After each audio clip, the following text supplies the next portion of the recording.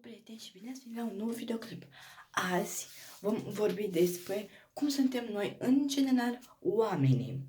Deci noi suntem oameni diferiți de cum sunt alții pe deosebire de alții.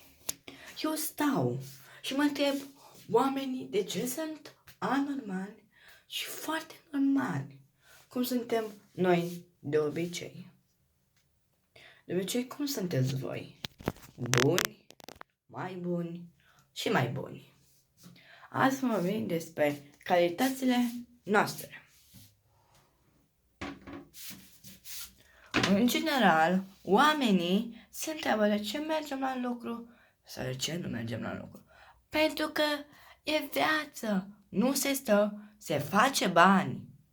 Pentru că asta este munca în folosul comunității. Muncești, stai. Nu muncești, mergi. Nu faci nimic, stai. Dacă muncești, ai un viitor. Așa. Și vă spuneam că în zilele trecute am vorbit despre multe alte lucruri.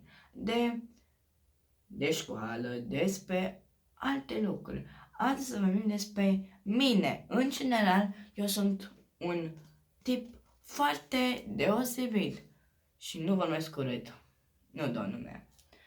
Sunt foarte conștient de deosebirile mele, de deosebirile celorlalți din jurul meu. Vă întrebați oare de ce oamenii sunt așa nebuni și creatori? De desene sau de altceva?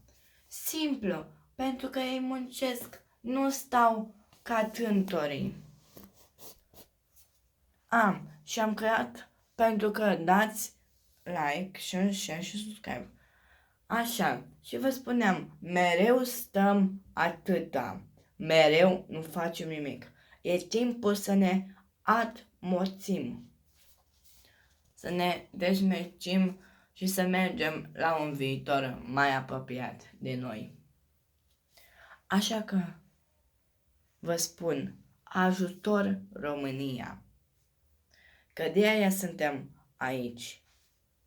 Așa că vă las în comentarii voi ce să fac data viitoare.